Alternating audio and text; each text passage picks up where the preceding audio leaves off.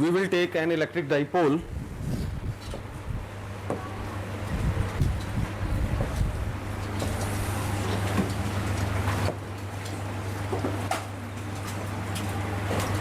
having charge plus q at point A and charge minus q at point B. Let C be the center of the dipole and P be some point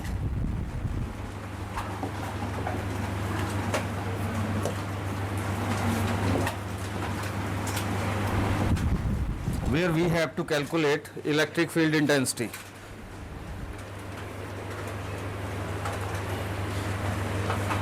Suppose the length of dipole is 2a, there from A to C it is small a, C to B it is again small a.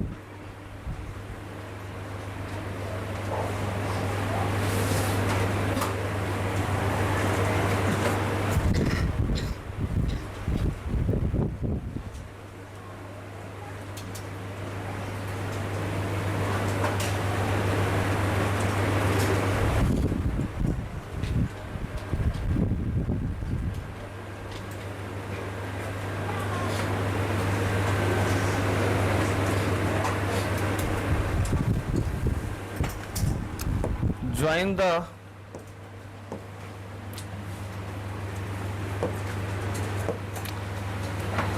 A and P and BP.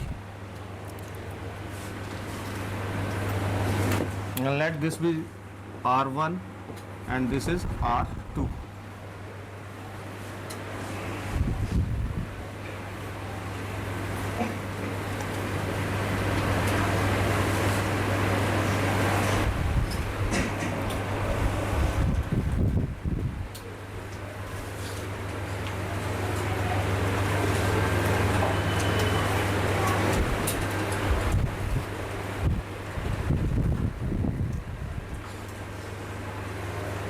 Done.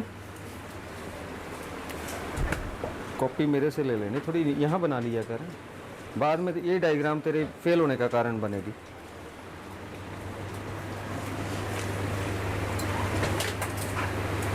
Consider an electric dipole fast, consider an electric dipole having charges plus Q at point A and minus Q at point B.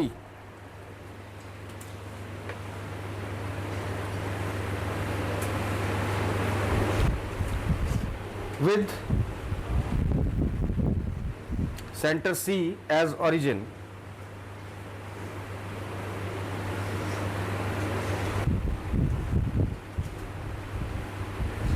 let the length of dipole full stop, let the length of dipole be 2a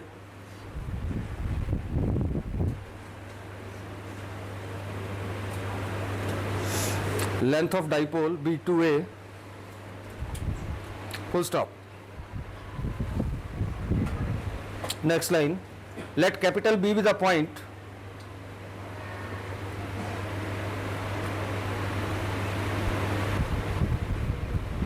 let capital B be the point at distance small r from the center of dipole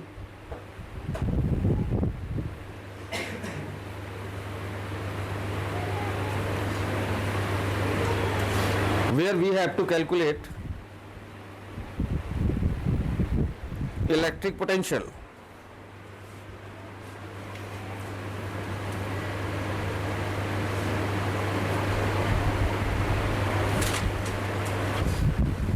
full stop.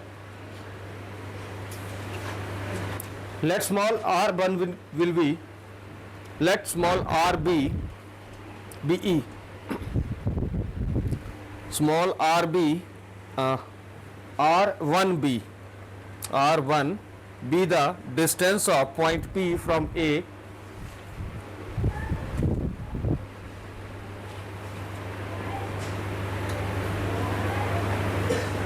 and r2 is the distance of point P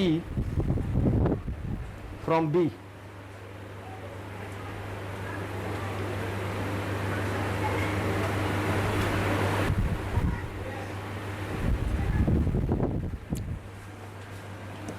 Next line, electric potential at point P due to charge plus Q at A.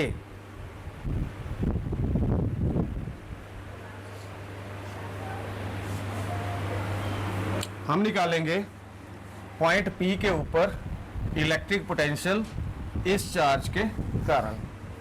तो उसका formula उसको लिख लेंगे VA 1/4 pi epsilon not, charge जो भी है upon उसका distance कितना है AP.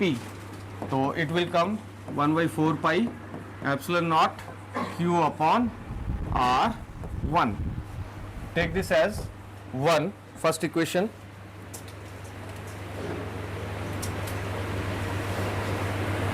And this potential will be positive potential.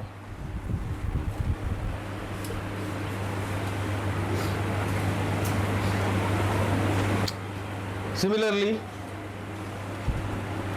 electric potential at point P due to charge minus Q at point B.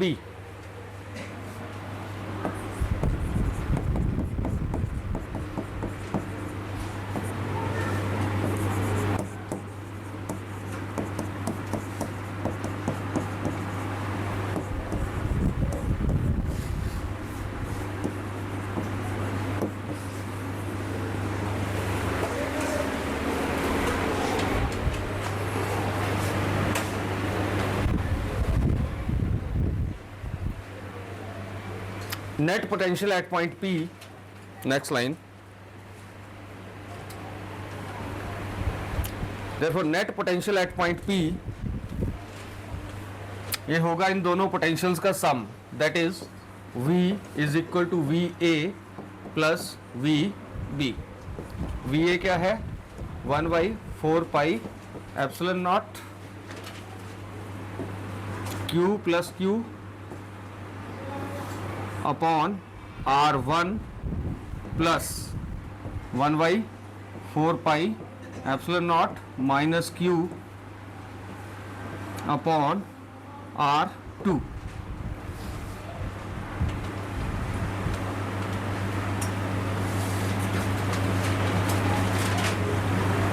इन दोनों से आपका 1/4 पाई एप्सिलॉन नॉट कॉमन आ जाएगा.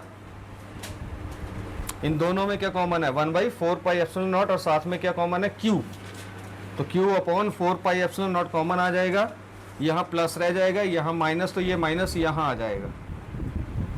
Okay, so we will have 1/4 pi epsilon naught 1 क्या Q/4 pi epsilon naught 1/R1 minus 1/R2.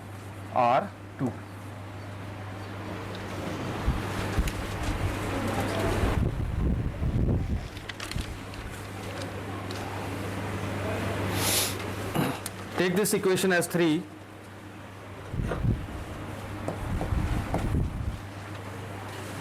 Let theta be the angle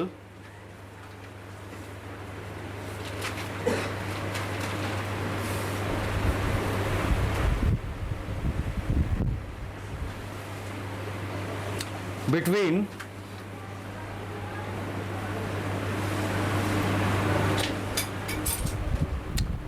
यहाँ पे लिखिए आप लेट 180 माइनस थीटा. बेटे ध्यान से देखिए, जस्ट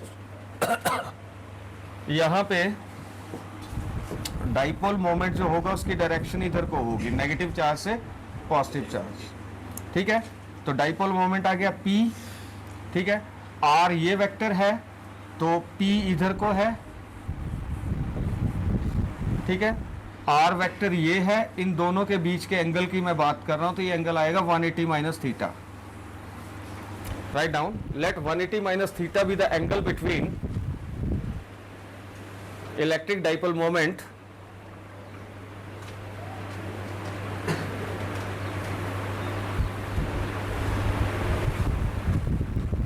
एंड आर वेक्टर. इस आर वेक्टर और इलेक्ट्रिक डाइपोल मोमेंट, इन दोनों के बीच में एंगल क्या होगा? 180 minus theta. Now we will use parallelogram law of vector addition. See how I am completing the parallelogram. You will not do this anything.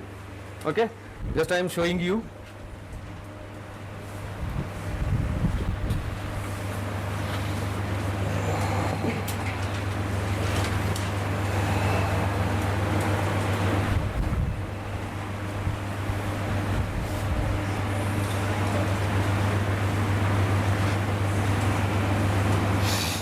इतना बन गया parallelogram law of vector addition. एक वेक्टर ये है, एक vector ये है, तभी हम parallelogram law of vector addition use करते हैं. ठीक है,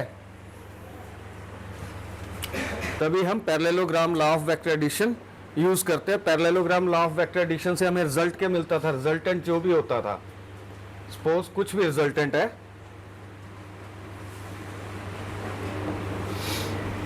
हम लिखते थे are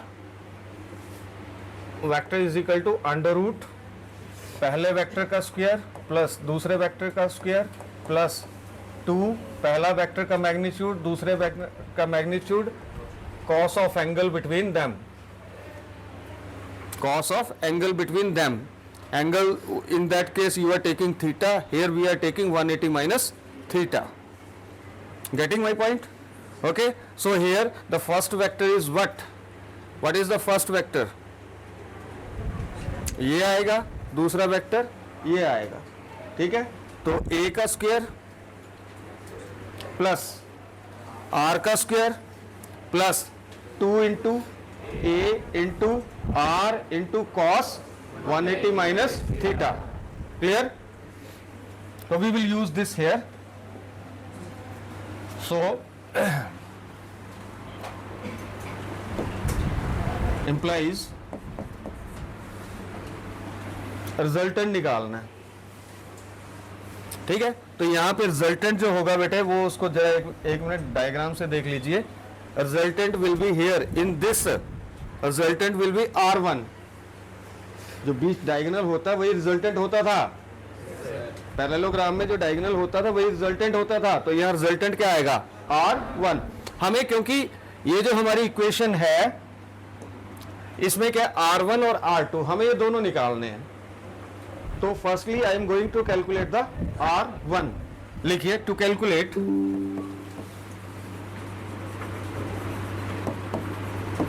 R1 using parallelogram law of vector, parallelogram law of vectors.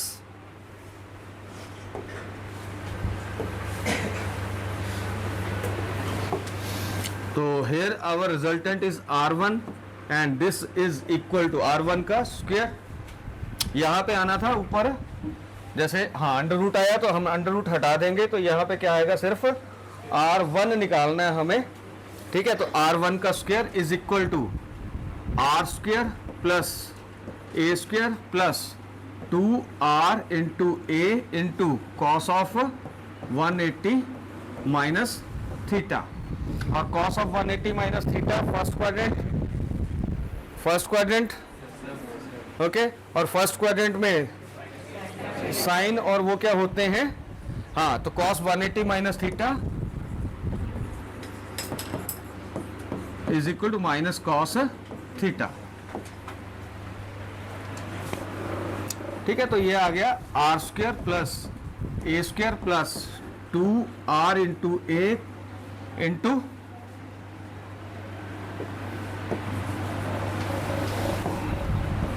Minus cos theta. तो ये आ गया हमारे पास R square plus A square minus 2 RA cos theta.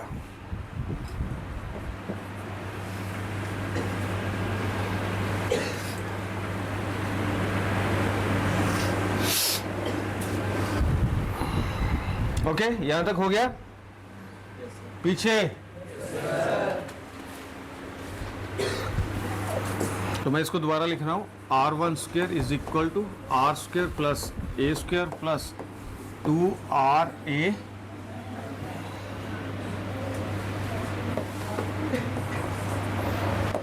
Minus 2RA cos theta. अब इसमें हमें आर स्क्वेयर कॉमन लेना है, इसमें आर स्क्वेयर नहीं है तो आर स्क्वेयर से मैं मल्टीप्लाई कर दूंगा, आर स्क्वेयर से मैं डिवाइड कर दूंगा, यहां भी आर स्क्वेयर से मैं मल्टीप्लाई कर दूंगा, ठीक है, और आर स्क्वेयर से मैं या आर से मैं मल्टीप्लाई कर दूंगा, ऊपर आर स्क्वेयर बन जाएगा और आर से मैं डिवाइड कर दूंगा। तो मुझे आर स्क्वेयर क्या करना है, कॉमन लेना है, तो मैंने ले लिया। यहाँ से आर स्क्वेयर निकलेगा तो 1 आएगा, यहाँ से आर स्क्वेयर निकलेगा तो plus A square upon R square आ जाएगा, यहाँ से ये दोनों आर इंटू आर स्क्वेयर हो गया, ये भी बाहर चला गया, तो यहाँ क्या रहेगा minus 2A cos theta upon are.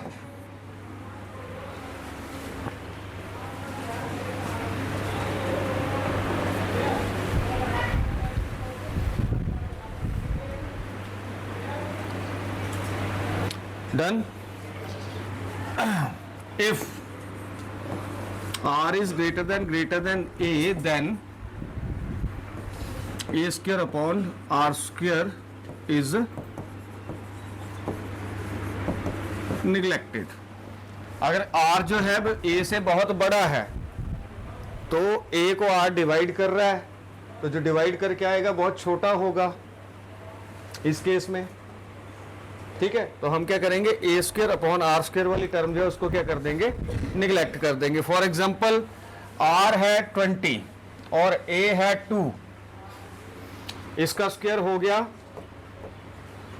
और इसका हो गया 4, तो 4 अपॉन 400 इज इक्वल टू 1/100, तो वो क्या आ गया हमारे पास 0.001, ठीक है।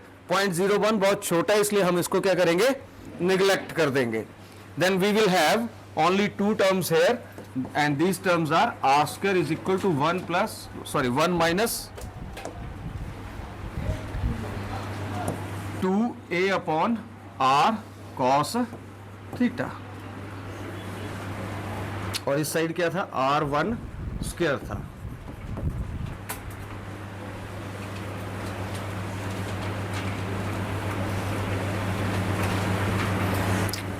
अब आप क्या करेंगे, टेकिंग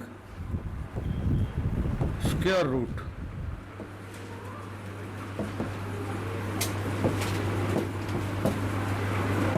बोथ साइड्स, दोनों तरफ क्या लेंगे, स्क्वायर रूट।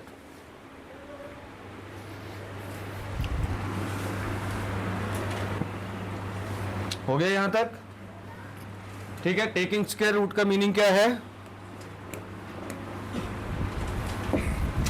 इसकी रेज टू पावर 1/2, इसकी रेज टू पावर 1/2 और इस सारे की रेज टू पावर 1/2, ठीक है। तो 2 से 1/2 कैंसिल हो जाएगा, 2 से 1/2 कैंसिल हो जाएगा और यहाँ रेज टू पावर 1/2 आ जाएगा, ठीक है। n इंटू एक्स, तो यहाँ पे n कितना है, 1/2 है, तो 1 माइनस n कितना है 1/2 into 2A upon R cos theta. यहाँ 2 से 2 कैंसिल हो जाएगा, r इधर चला जाएगा, या r को अंदर आप मल्टीप्लाई कर दो, तो you will get r into 1 r minus r into A upon R cos theta, तो ये आपके पास आ जाएगा r minus A cos theta.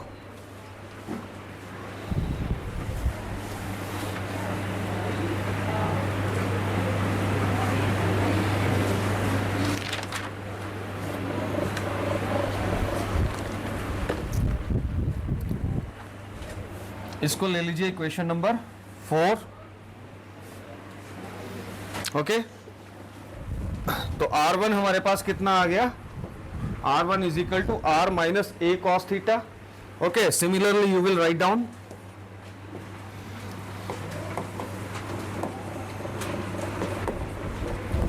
R2 निकालोगे तो वो ऑटोमेटिकली आता है R प्लस ए कॉस, उसको आपने निकालना नहीं, अगर निकालना चाहो निकाल सकते हो पर लेंथी हो जाएगा। R प्लस ए कॉस थीटा, इसको ले लो आप 5। ठीक है, put in equation, put 4 and 5 इन 3, तो v क्या आ जाएगा 1/4 pi epsilon naught 1 upon R1 था R माइनस ए कॉस थीटा, बीच में माइनस 1/R2 R प्लस ए कॉस थीटा। नीचे आप एलसीएम ले लोगे तो a minus b into a plus b is equal to a square minus b square. ये formula यहाँ पे हम यूज करने वाले हैं। तो 1/4 पाई एप्सिलॉन नॉट, ये आ गया आर स्क्वायर माइनस ए स्क्वायर कॉस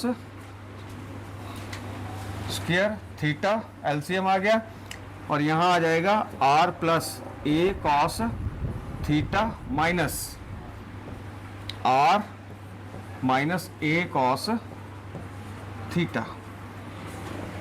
सिंपल मैथमेटिक्स है, ट्राई इट इम्प्लाइज। आ रहा है समझ?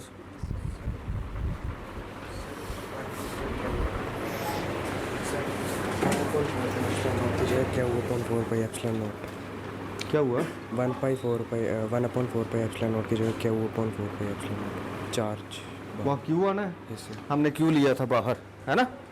हाँ ठीक है, यहाँ पे 1/4 एप्सिलॉन, यहाँ हमने Q upon 4 pi epsilon naught लिया था, एक्यूरेट है। यहाँ पे आएगा Q upon 4 pi epsilon not.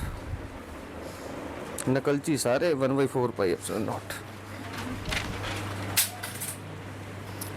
Fine बेटे, यहां तक हम पहुंच गए। ठीक है, इस माइनस को अंदर मल्टीप्लाई कर दोगे,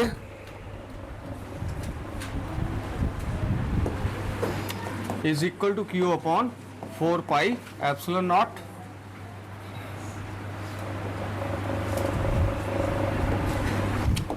are plus A cos theta minus R, यहां माइनस था तो plus A cos theta upon are square minus A square cos square theta आ गया। आर प्लस का है, आर माइनस का है, कट गया।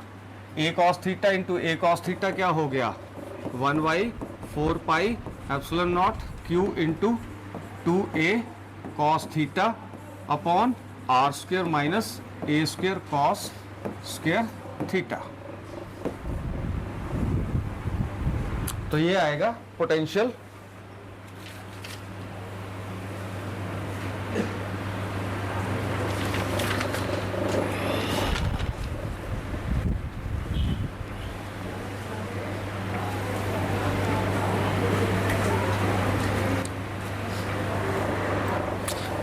अब यहां पे फिर वही हम लिखेंगे, since r is greater than a, therefore a square into cos square theta is neglected. बड़ी छोटी टर्म होगी, इसको निगलेक्ट कर देंगे। कहां से? From denominator, from denominator then we will have v is equal to 1/4 pi epsilon naught q 2qa cos theta upon r square. और 2qa क्या होता है? Electric dipole moment small p। ठीक है, therefore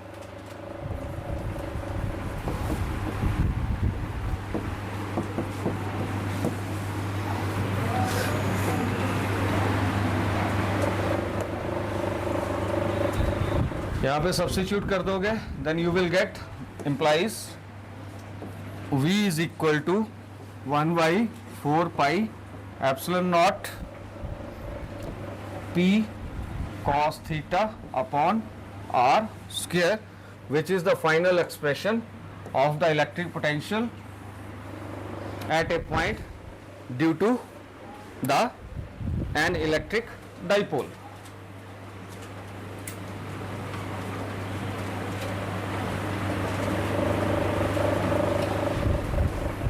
Write down which is the expression for electric potential at a point P having position vector small r making an angle theta with dipole moment.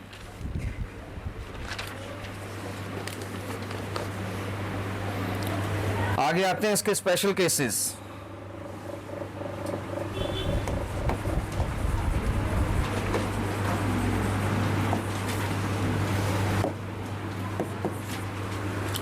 First special case, when point P lies on the axial line of the dipole. वो जो हमने पहले किए थे वहाँ पे हमने electric field निकाली, यहाँ इलेक्ट्रिक पोटेंशियल की बात कर रहे हैं. प्लस क्यू माइनस क्यू, बोलता पॉइंट पे एक्सियल लाइन के ऊपर है, तो या तो थीटा, ये थीटा था, अगर ये पॉइंट पी जो है, देखिए ये पॉइंट पी जो है ये यहाँ आ जाए एक्सियल लाइन के ऊपर तो क्या जीरो हुआ थीटा. अगर ये पॉइंट पी इधर आ जाए तो क्या जीरो हुआ 180 माइनस. ठीक है. When point P lies on the axial line, then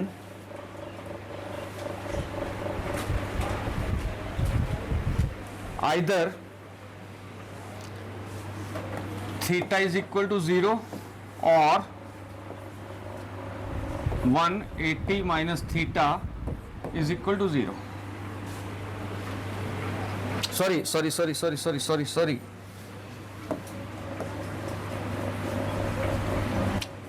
या थीटा 0 होगा या थीटा 180 होगा. ऐसे आएगा तो थीटा 0 और ऐसे जाएगा तो थीटा 180. ओके, तो लिखिए when theta is equal to 0 therefore v is equal to 1/4 pi epsilon naught p upon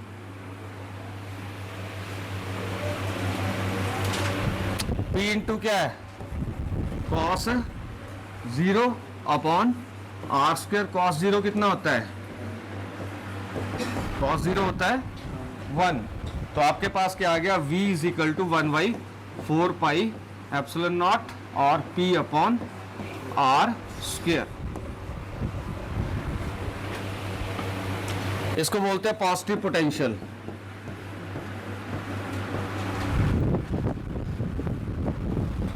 इसको बोलते हैं पॉजिटिव पोटेंशियल. ठीक है, और इसको हम रिप्रेजेंट करते हैं V plus when theta is equal to 180 degree. ठीक है, उस केस में V क्या आएगा, नेगेटिव आएगा 1/4 pi epsilon naught P into cos 180 degree, और cos 180 डिग्री होता है -1. तो यहाँ क्या आ जाएगा हमारे पास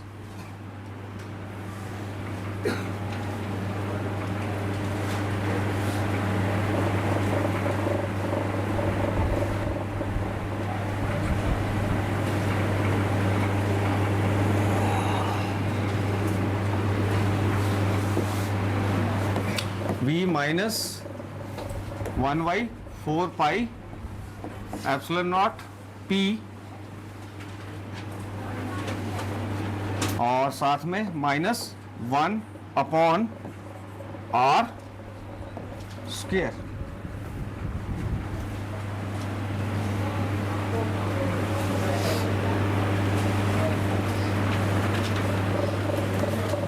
ठीक है, तो इसको बोलते हैं हम कौन सा पोटेंशियल, नेगेटिव सिंपल है, मैथमेटिक्स है, कैलकुलेट करोगे इजी है, देखने में ऐसे ही लगता है अजीब सा। नेक्स्ट है when theta is equal to 90 degree, जब इक्वेटोरियल लाइन के ऊपर हो पॉइंट पी, वहां हम इलेक्ट्रिक फील्ड निकाल रहे हैं, यहाँ इलेक्ट्रिक पोटेंशियल की बात कर रहे हैं। When theta is equal to 90 degree,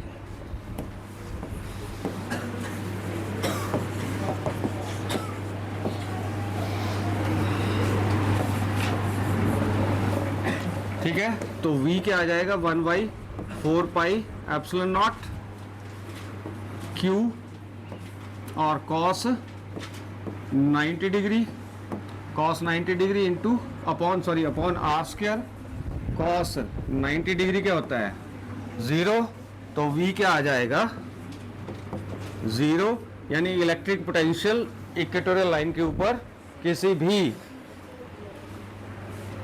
चल पी लिख ले, गुड गुड गुड, वह जाग रही है आज, हैं मतलब जिंदा है, पी आज जिंदा है सानवी, ठीक है बेटे।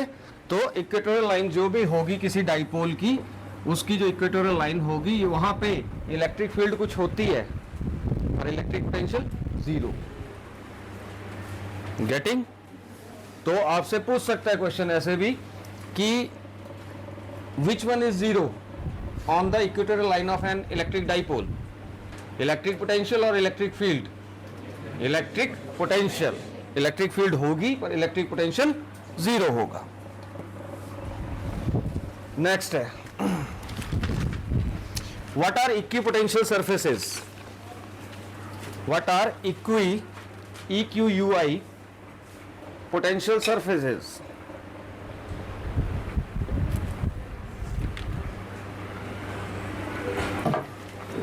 तो ऐसे सरफेसेस जिनमें हर जगह पोटेंशियल सेम हो उनको बोलेंगे equipotential surfaces. Write down the surfaces on which, the surfaces on which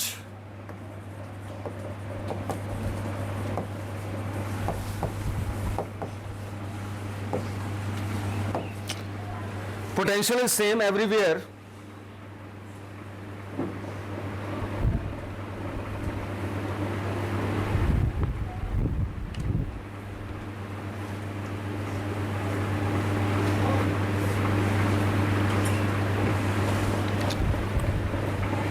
okay, note 1,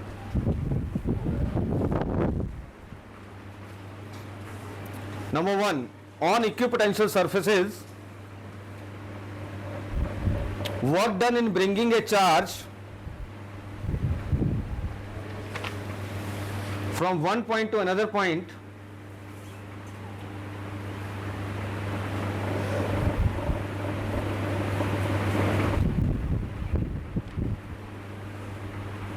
is 0,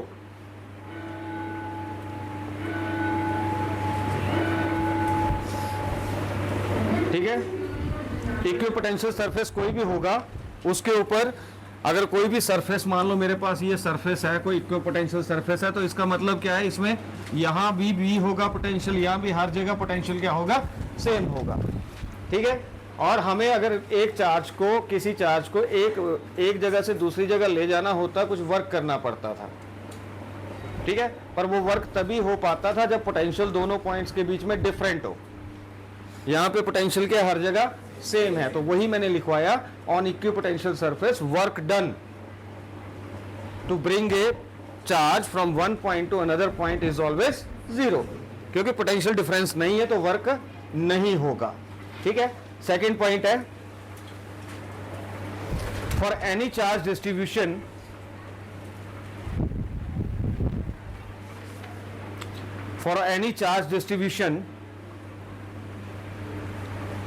the equipotential surface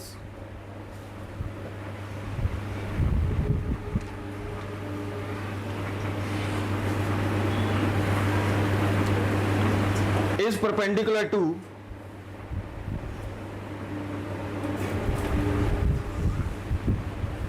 electric lines of force,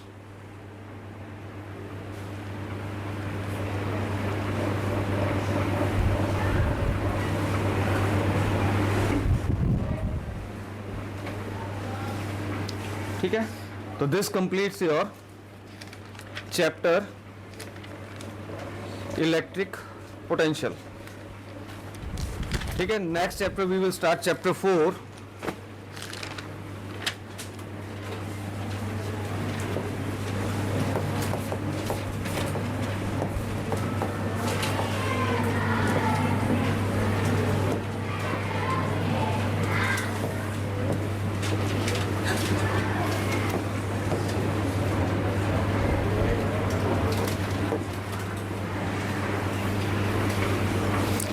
Gauss theorem.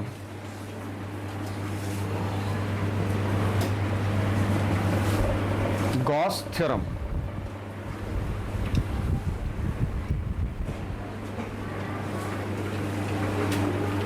तो अभी तक आपने जो इलेक्ट्रिक पोटेंशियल चैप्टर स्टडी किया, उस इलेक्ट्रिक पोटेंशियल चैप्टर के अंदर सबसे पहले तो आपने देखा कि इलेक्ट्रिक पोटेंशियल होता क्या है। तो इलेक्ट्रिक पोटेंशियल क्या था कि हम किसी चार्ज को इन्फिनिटी से किसी पॉइंट के अंदर लाते हैं, किसी इलेक्ट्रिक फील्ड के अंदर।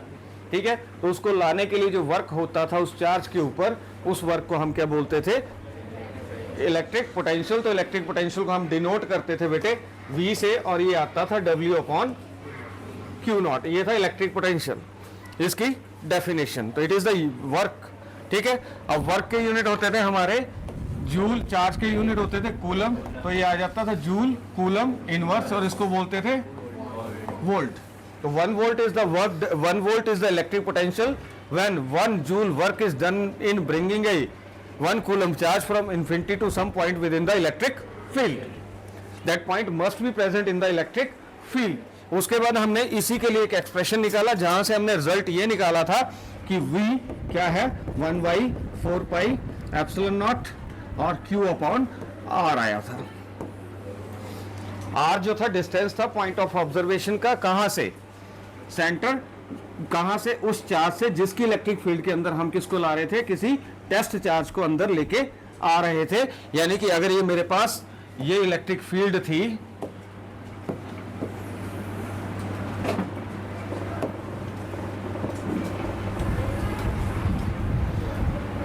ठीक है, तो यहां पे अगर चार्ज था मेरे पास कोई Q, और पॉइंट यहां पे मैं किसी Q0 को लेके आ रहा था इन्फिनिटी से, ठीक है, यहां पे लेके आ रहा था, तो R जो डिस्टेंस था वो Q से लेके पॉइंट P का था। इस डिस्टेंस का कोई मतलब नहीं है कहां से लेके आ रहे हैं। ठीक है, चार्ज से पॉइंट P का, तो वो ये R है, ये है, और वो चार्ज कौन है, ये वाला चार्ज। किसको लेके आए वो भी नहीं दिखेगा, किसको लेके आए वो भी नहीं दिखेगा। तो इलेक्ट्रिक फोर्स जब हमने निकाली थी, F निकाली थी, तो वहां पे फॉर्मूला था 1/4 pi epsilon not Q1 Q2/R²। Electric field निकाली थी 1/4 पाई एप्सिलॉन नॉट, एक ही चार्ज रह गया, नीचे R² रहा। और जब इलेक्ट्रिक पोटेंशियल निकाला तो चार्ज भी एक रह गया, नीचे R भी एक रह गया। ठीक है, ये हमने किया था अर्लियर। उसके बाद हमने निकाला था electric potential due to linear charge distribution, surface charge distribution and volume charge distribution. तो देखो, एक ये एक्सप्रेशन हो गया ये वाला, दूसरा हो गया लीनियर सरफेस वॉल्यूम, तीसरा एक्सप्रेशन जो मैंने आज कराया। ठीक है, तो ये 3 एक्सप्रेशन हो गए, और फोर्थ वन था वो मैं एंड में कराऊंगा, वो हम दोबारा जब करेंगे आगे फिर से आएगा, ये रिपीट होगा, तो तभी एक ही बार कराऊंगा। तो ये 3-4 एक्सप्रेशन है पूरे इसमें, 4 में से एक आना है। तो ये नहीं है फिजिक्स में स्कोर करना मुश्किल है, बस प्लानिंग के साथ पढ़िए। गॉस थ्योरम है, गॉस थ्योरम साइंटिस्ट था गॉस, उसने थ्योरम दी थी। गॉस हम यूज करते हैं इसमें मैग्नेटिक फील्ड में। ठीक है, उन्होंने एक थ्योरम दी थी, उस थ्योरम की हेल्प से हम अलग अलग सिचुएशंस में इलेक्ट्रिक फील्ड को कैलकुलेट कर सकते हैं। अभी तक हमने इलेक्ट्रिक फील्ड कैलकुलेट की थी कैसे, एक सिंपल चार्ज है उसके कारण इलेक्ट्रिक फील्ड कैलकुलेट की थी, जिसका रिजल्ट ये आया था हमारे पास। ठीक है, उसके लीनियर चार्ज के कारण, सरफेस चार्ज के कारण, वॉल्यूम चार्ज के कारण, उसके बाद डाइपोल के कारण, उसकी एक्सियल लाइन के ऊपर, उसकी इक्वेटोरियल लाइन के ऊपर। 5 expression, 6 expressions to calculate the electric field. 6 वो हो गए, 4 ये हो गए, अभी तक 10 हो गए टोटल। ठीक है, वो हमने इलेक्ट्रिक फील्ड कैलकुलेट की थी। अब हम इलेक्ट्रिक फील्ड कैलकुलेट करेंगे अगले इस चैप्टर में गॉस थ्योरम की हेल्प से। और गॉस थ्योरम खुद भी बहुत इंपॉर्टेंट है और इसकी हेल्प से जो हम इलेक्ट्रिक फील्ड कैलकुलेट करने जा रहे हैं वो भी इंपॉर्टेंट रहेगा। तो ये चैप्टर जो है very important, don't miss, don't remain absent.